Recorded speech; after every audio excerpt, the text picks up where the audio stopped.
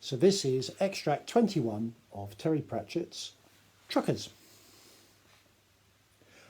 Masculine sat down by the bed while Angelo talked with wild enthusiasm about the world outside, like someone who had just spent his life with a blindfold on and had just been allowed to see. He talked about the big light in the sky and the roads full of lorries and big things sticking out of the floor which had green things all over them. Trees, said Masculine, and great buildings where things went on and the lorry came off it. It was at one of those that Angelo got lost. He'd climbed out when it stopped for a while to go to the lavatory and hadn't been able to get back while the driver returned and drove away. So he climbed onto another one, and sometime after it had driven away, it had looked like a big park with other lorries in it. He started looking for another Arnold Brothers established 1905 lorry. It must have been a cafe on a motorway, said Maskin. We used to live near one of those. Is that what it's called? Said Angelo, hardly listening. There was this great big blue sign with pictures of cups and knives and forks on it. Anyway, there weren't any store lorries. Or perhaps there were, but there were so many other types that he couldn't find one. Eventually he camped out on the edge of a lorry park, living on scraps until by sheer luck one had turned up. He hadn't been able to get into the cab, but he had managed to climb up a tyre and find a dark place where he had to hold onto cables with his hands and knees to stop himself falling off onto the rushing road far below. Angelo produced his notebook. It was stained almost black. I nearly lost it, he said. I nearly ate it once, I was so hungry. Yes, but the actual driving, Masklin said insistently, with one eye on the impatient Granny Morky. How do they do the actual driving? Angelo flicked through the book. I made a note somewhere, he said. Here. He passed it over. Masklin looked at a complicated sketch of levers and arrows and numbers. Turn the key, 1, 2, press the red button, 1, 2, push pedal number 1 down with the left foot, push big lever left and up, 1, 2, let pedal 1 up gently, push pedal number 2 down. Oh, I gave up. What does this all mean? He said, dreading the answer. He knew what it was going to be. It's how you drive a lorry, said Angelo. Oh, but all these pedals and these buttons and these levers and things, said Masklin weakly. You need 'em all, said Angelo proudly. And then you go rushing along and you change up the gears and... Oh, yes, I see, said Masklin, staring at the piece of paper. How, he thought.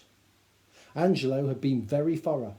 Once, when he'd been alone in the cab, he'd measure the height of what he called the gear lever, which seemed very important. It was 5 times the height of a gnome. And the big wheel that moved and seemed to be very important as well was as wide as 8 gnomes standing side by side. And you had to have keys. Maskin hadn't known anything about keys. He hadn't known about, well, anything. I did well, didn't I? Said Angelo. It's all in there. Yes. You did very well. You have a good look. It's all in there, all about the going around corners, flasher and the horn. Angelo went on enthusiastically. Yes, I'm sure it is. And the go faster pedal and the go slower pedal and everything. Only you don't look very pleased. You've given me a lot to think about, I'm sure. Angelo grabbed him by the sleeve. They said there was only one store, he said urgently, but there isn't. There's so much outside, so much. There's other stores, I saw them. There could be gnomes living in them, life in other stores, of course, you know. You get some more sleep, said Masklin, as kindly as he could manage. When are we going to go and do it then? There's plenty of time, said Masklin. Don't worry about it. Get some sleep. He wandered out of the sick room and straight into an argument. The Duke had returned with some followers and wanted to get Angelo up to the stationery department. He was arguing with Granny Morky, or trying to anyway. Madam, I assure you he'll be well looked after, he was saying.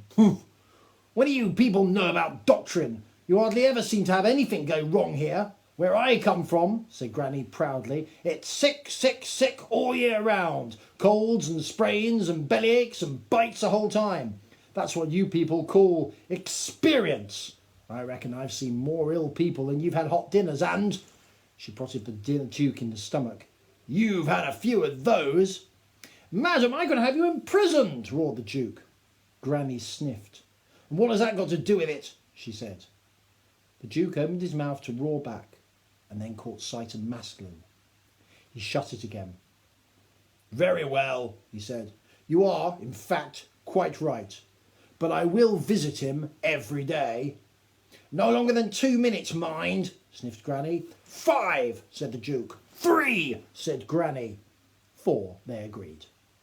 The Duke nodded and beckoned Maskelyne towards him. You have spoken to my son, he said. Yes, sir, said Maskelyne.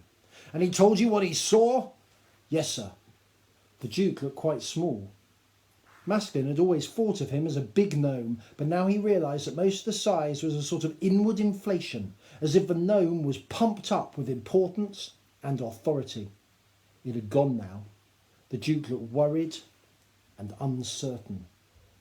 Ah, he said, looking approximately at Maskelyne's left ear. I think I sent you some people, didn't I? Yes. Satisfactory, are they? Yes, sir. Let me know if you need any more help, won't you? Any help at all? The Duke's voice faded to a mumble. He patted Maskelyne vaguely on the shoulder and wandered away. What's up with him? Said Maskelyne. Granny Morky started to roll bandages in a business-like way. No one needed them, but she believed in having a good supply. Enough for the whole world, apparently. He's having to think, she said. And that always worries people.